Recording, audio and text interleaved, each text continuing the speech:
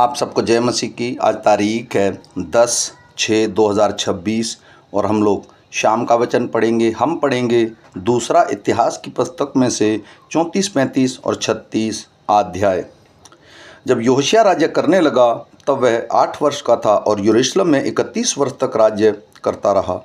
उसने वह किया जो यहोवा की दृष्टि में ठीक है और जिन मार्गों पर उसका मूल पुरुष दाऊद चलता रहा उन्हीं पर वह भी चला करता था। और उसने तो न तो दाहिने मुड़ा और न बाईं ओर। वह लड़का ही था, अर्थात उसकी गद्दी पर बैठे 8 वर्ष पूरे भी न हुए थे कि अपने मूल पुरुष दाऊद के परमेश्वर की खोज करने लगा। और 12 वर्ष में वह ऊंचे स्थानों और आशुरा नामक मूर्तों को और खुदी हुई ढली हुई मूर्तों को दूर करके यहूदा और यरूशलेम को युद्ध करने लगा। बाल देवताओं की विधियाँ उसके सामने तोड़ डाली गई और सूर्य की प्रतिमाएं जो उसके ऊपर नीचे थी उसने काट डाली और आशुरा नामक और खुदी हुई ढली हुई मूर्तों को उसने तोड़ डाला, पीस डाला, उसको बुकनी करके लोगों की कब्रों पर छितरा दी जो उनके बलि चढ़ाते थे।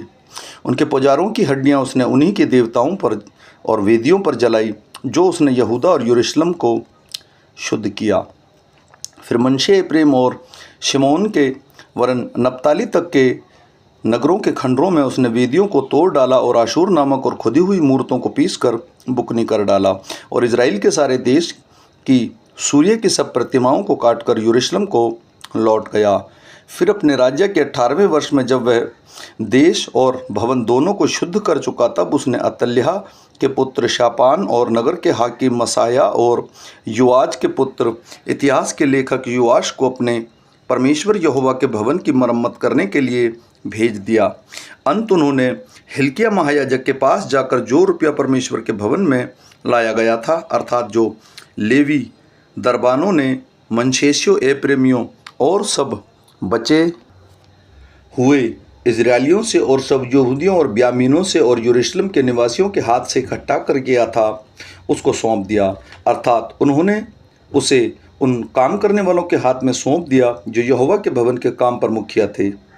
और यहोवा ने भवन के उन काम करने वालों ने उसे अपने भवन में जो कुछ टूटा फूटा था उसकी मरम्मत करने में लगाया। अर्थात उन्होंने उसे बढ़ाइयों और राजमिस्त्रियों को दिया कि वे गढ़े हुए पत्थर और जोड़ों के लिए लकड़ी मोल लें और उन घरों को छाएं जो यहूदा के राजाओं ने नष्ट किए थे। सब वे सचमुच सच्चाई से काम करते थे और उनके अधिकारी मारिया, यहत, ओबोद्याह, लेवी, कहाती, जकरिया और मशलूम काम चलाने वाले और गाने बजाने वाले का भेद जानने वाले लेवी भी थे। फिर वे बोझियों के अधिकारी थे और भांति भांति की सेवा का काम चलाने वाले थे और कुछ लेवी मुंशी, सरदार और दरबान थे। जब वे उस रुपयों को जो यहोवा के भवन में पहुंचाया गया था निकाल रहे थे तब हिल्किय्याह याजक को मूसा के द्वारा दी गई व्यवस्था की एक पुस्तक मिली। तब हिल्किय्याह ने शापान मंत्री से कहा, मुझे यहोवा के भवन में व्यवस्था की पुस्तक मिली है। तब हिल्किय्याह ने शापान को वह पुस्तक दी। तब शापान उस पुस्तक को राजा के पास ले गया और यह संदेश दिया, जो जो काम तेरे कर्मचारियों को सौंपा गया था वे उसे कर रहे हैं। जो रुपया यहोवा के भवन में मिला उनको उन्होंने उड़ेल कर मुखिया और कारीगरों के हाथ में सौंप दिया है। फिर शापान मंत्री ने राजा को यह भी बताया कि हिल्किय्याह महायाजक ने मुझे एक पुस्तक दी है। यह शापान ने उससे उस राजा को पढ़कर सुनाई। व्यवस्था की वे बातें सुनकर राजा ने अपने वस्त्र फाड़े। फिर राजा ने हिल्किय्याह, शापान के पुत्र अहीकीम, मीका के पुत्र अब्दोन, शापान मंत्री और असाया नामक अपने कर्मचारियों को आज्ञा दी, तुम जाकर मेरी ओर से और इज़राइल और यहूदा में रहने वालों की ओर से इस पाई हुई पुस्तक के वचनों के विषय यहोवा से पूछो, क्योंकि यहोवा की बड़ी ही जलजलाहट हम पर इसलिए भड़की है कि हमारे पुरखाओं ने यहोवा का वचन नहीं माना और इस पुस्तक में लिखी हुई सब आज्ञाओं का पालन नहीं किया। तब हिल्किय्याह ने राजा के अन्य दूतों समेत हलूदा नबिया के पास जाकर उससे बात की, उसके अनुसार बातें की। वह तो उस शलूम की स्त्री थी जो तोखत का पुत्र और हस्त्रा का पोता और वस्त्रालय का रखवाला था और वह स्त्री यरूशलेम के नए टोले में रहती थी। उसने उससे कहा, इज़राइल का परमेश्वर यहोवा यूँ कहता है कि जिस पुरुष ने तुमको मेरे पास भेजा है उससे यह कहो, यहोवा यूँ कहता है कि सुन, इस स्थान और इसके निवासियों पर विपत्ति डालकर यहूदा के राजा के सामने जो पुस्तक पढ़ी गई है उसमें जितने शाप लिखे हैं उन सबों को पूरा करूँगा। उन लोगों ने मुझे त्याग कर पराए देवताओं के लिए धूप जलाया है और अपनी बनाई हुई सब वस्तुओं के द्वारा मुझे रीस दिलाई है। इस कारण मेरी जलजलाहट इस स्थान पर भड़क उठी है और शांत ना होगी। परंतु यहूदा का राजा जिसने तुम्हें यहोवा से पूछने को भेज दिया है उससे तुम यूँ कहो कि इज़राइल का परमेश्वर यहोवा यूँ कहता है कि इसलिए कि तू वे बातें मानकर दीन हुआ और परमेश्वर के सामने अपना सिर झुकाया और उसकी बातें सुनकर जो उसने इस स्थान और इसके निवासियों के विरुद्ध कही हैं, तूने मेरे सामने अपना सिर झुकाया और वस्त्र फाड़कर मेरे सामने रोया। इस कारण मैंने तेरी सुनी। यहोवा की यह वाणी है कि सुन, मैं तेरे पुरखाओं के संग ऐसा मिलाऊंगा कि तू शांति से अपनी कब्र को पहुंचाया जाएगा, और जो विपत्ति मैं इस स्थान और उसके निवासियों पर डालना चाहता हूं उसमें से तुझे अपनी आंखों से कुछ न देखना पड़ेगा। तब उन लोगों ने लौटकर राजा को यह संदेश दिया। तब राजा ने यहूदा और यरूशलेम के सब पुरानियों को इकट्ठा होने को बुलवा भेजा। राजा यहूदा के सब लोगों और यरूशलेम के निवासियों और याजकों और लेवियों वरन छोटे बड़े सारी प्रजा के लोगों को संग लेकर यहोवा के भवन को गया। तब उसने जो वाचा की पुस्तक यहोवा के भवन में मिली थी उसमें की सारी बातें उसको पढ़कर सुनाई। तब राजा ने अपने स्थान पर खड़े होकर यहोवा से इस आशय की वाचा बांधी कि मैं यहोवा के पीछे पीछे चलूँगा और अपने संपूर्ण मन और संपूर्ण जीव से उसकी आज्ञा, चुतौनियों और विधियों का पालन करूँगा और इस वाचा की बातों को जो इस पुस्तक में लिखी हैं पूरी करूँगा। फिर उसने उन सबों से जो यरूशलेम और बिन्यामीन में थे वैसी ही वाचा बंधाई, और यरूशलेम के निवासी परमेश्वर जो उनके पितरों का परमेश्वर था उसकी वाचा के अनुसार करने लगे। यहोशिया ने इज़राइलियों के सब देशों में से सब घिनौनी वस्तुओं को दूर करके जितने इज़राइल में मिले उन सबों से उपासना कराई, अर्थात उसके परमेश्वर यहोवा की उपासना कराई, जिसके जीवन भर उन्होंने उसके पूर्वजों के परमेश्वर यहोवा के पीछे चलना न छोड़ा। यहोशिया ने यरूशलेम में यहोवा के लिए फसह माना और पहले महीने के 14वें दिन को फसह का पशु बलि किया गया।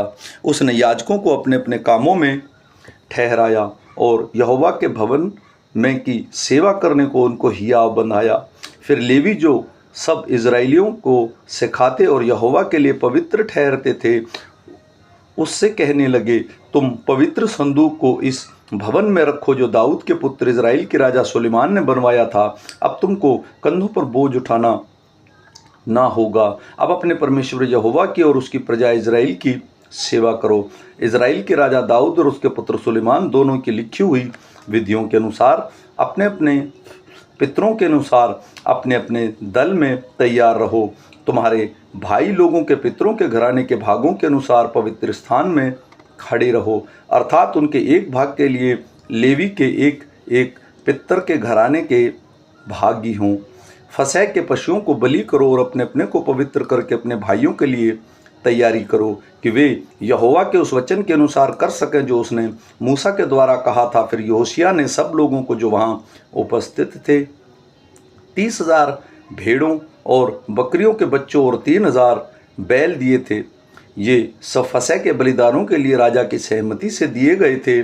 उसके हाकिमों ने प्रजा के लोगों, याजकों और लेवियों को स्वेच्छ बलि के लिए पशु दिए, और हिल्किया, जकरिया और यहीएल नामक परमेश्वर के भवन के प्रधानों ने याजकों को 2,600 भेड़ बकरियां और 300 बैल फसह के बलिदानों के लिए दिए।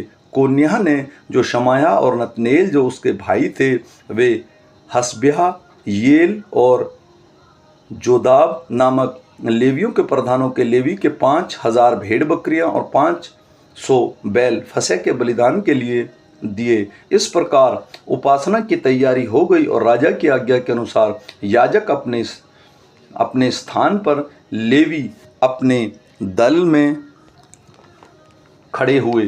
तब फसह के पशु बलि किए गए और याजक बलि करने वालों के हाथ से लहू को लेकर छिड़क देते और लेवी उसकी खाल उतारते गए।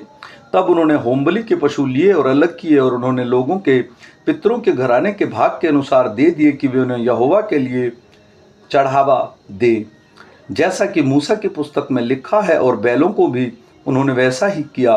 तब उन्होंने फसह के पशुओं का मांस विधि के अनुसार आग में भूजा और पवित्र वस्तुएं हांडियों और हांडों और थालियों में सिजाकर फुर्ती से लोगों को पहुंचा दिया। तब उन्होंने अपने लिए और याजकों के लिए तैयारी की, क्योंकि हारून की संतान के याजक होमबलि के पशु और चर्बी रात तक चढ़ाते रहे। इसी कारण लेवियों ने अपने लिए हारून की संतान के याजकों के लिए तैयारी की। आसाप के वंश के गवैये दाऊद, आसाप, हेमान और राजा के दर्शी यदतून की आज्ञा के अनुसार अपने अपने स्थान पर रहे और द्वारपाल एक एक फाटक पर रहे। अपना अपना काम छोड़ना न पड़ा, क्योंकि उसके भाई लेवियों ने उसके लिए तैयारी की। यूं उसी दिन राजा योशिया की आज्ञा के अनुसार फसह मनाने को यहोवा की वेदी पर होमबलि चढ़ाने के लिए यहोवा की सारी उपासना की तैयारी की गई। जो इज़राइल वहाँ उपस्थित थे उन्होंने फसह की उस समय और अख़मीरी रोटी के पर्व को 7 दिन तक माना। इस फसह के बराबर शमूएल नबी के दिनों में इज़राइल में कोई फसह न मनाया गया था और न इज़राइल के किसी राजा ने ऐसा मनाया जैसा यहोशिया और याजकों, लेवियों और जितने यहूदी और इज़राइली उपस्थित थे उन्होंने और यरूशलेम के निवासियों ने मनाया। यह फसह यहोशिया के राजा के 18वें वर्ष में मनाया।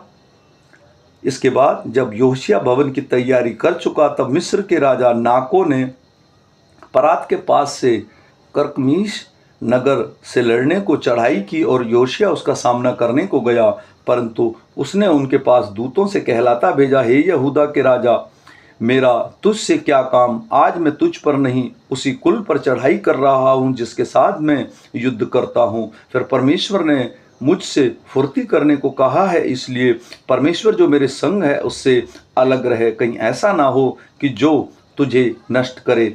परंतु यहोशिया ने उसके मुंह ना मोड़ा, वरन उससे लड़ने के लिए भेष बदला और नाको के उन वचनों को न माना जो उसके परमेश्वर की ओर से कहे थे, और मिग्दो की तराई में उसने युद्ध करने को गया। तब धुरंधरियों ने राजा यहोशिया की ओर तीर छोड़े और राजा ने अपने सेवकों से कहा, मैं बहुत घायल हो गया हूँ, मुझे यहाँ से ले चलो। तब उसके सेवकों ने उसके रथ पर से उतार कर उसको दूसरे रथ पर चढ़ाया और यरूशलेम ले गए। वहाँ वह मर गया और उसके पुरखाओं के कब्रिस्तान में उसको मिट्टी दी गई। यहूदिया और यरूशलेम के यहोशिया के लिए विलाप किया।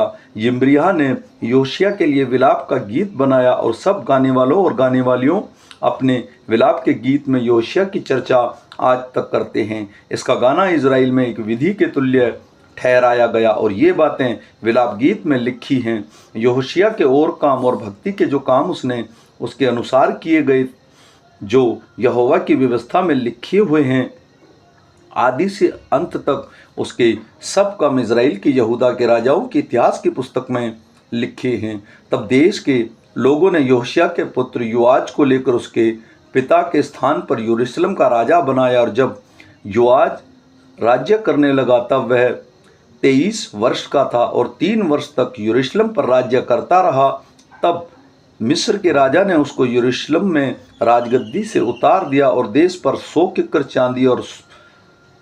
चांदी और किक्कर भर सोना जुर्माना दंड लगाया। तब मिस्र के राजा ने उसके भाई एल्कियम को यहूदा और यरूशलेम का राजा बनाया और उसका नाम बदलकर यहोयाकीम रखा, परंतु नाको उसके भाई योआज को मिस्र ले गया। जब यहोयाकीम राज्य करने लगा तब वह 25 वर्ष का था और 11 वर्ष तक यरूशलेम में राज्य करता रहा। उसने वह किया जो उसके परमेश्वर यहोवा की दृष्टि में बुरा है। उस पर बेबीलोन का राजा नबूकदनेस्सर ने चढ़ाई की और बेबीलोन ने जाने के लिए उसको पीतल की बेड़ियां पहना दी। फिर नबूकदनेस्सर ने यहोवा के भवन के कुछ पात्र बेबीलोन को ले जाकर अपने मंदिर में जो बेबीलोन में था रख दिए। यहोयाकीम के और काम जो उसने किए, जो घिनौने काम किए और उससे जो बुराइयां पाई गई, वह इज़राइल के यहूदा के राजाओं के इतिहास की पुस्तक में लिखी हैं। और उसका पुत्र यहोयाकीन उसके स्थान पर राज्य करने लगा। जब यहोयाकीन राज्य करने लगा तब वह 8 वर्ष का था और 3 महीने और 10 दिन तक यरूशलेम पर राज्य करता रहा। उसने वह किया जो परमेश्वर यहोवा की दृष्टि में बुरा है। नए वर्ष के लगते ही नबूकदनेस्सर ने लोगों को भेजकर उसे यहोवा के भवन के मन भावने पात्रों को बेबीलोन में मंगवा लिया और उसके भाई सिदकिय्याह को यहूदा और यरूशलेम पर राजा नियुक्त किया। जब सिदकिय्याह राज्य करने लगा तब वह 21 वर्ष का था और यरूशलेम में 11 वर्ष तक राज्य करता रहा। उसने वह किया जो उसके परमेश्वर यहोवा की दृष्टि में बुरा है।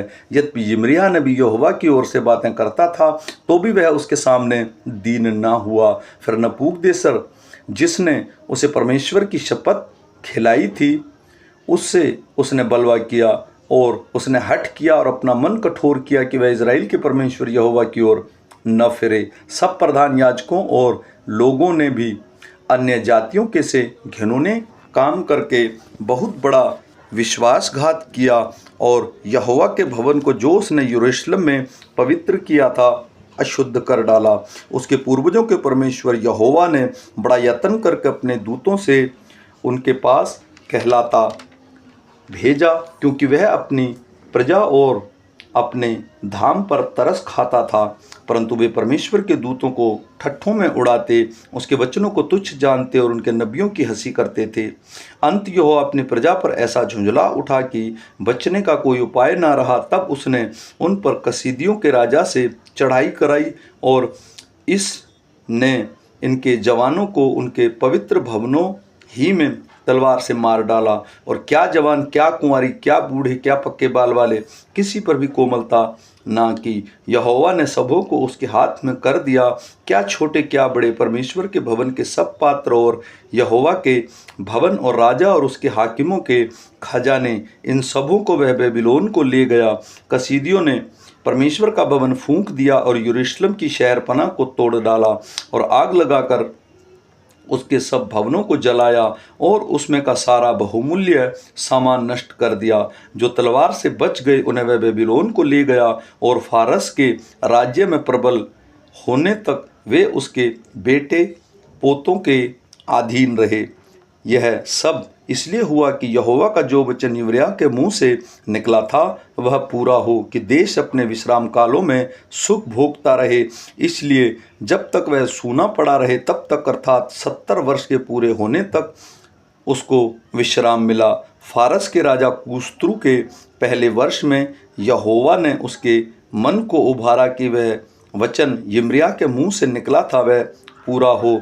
इसलिए उसने अपने समस्त राज्य में यह प्रचार कराया और इस आशय की चिट्ठी लिखवाई।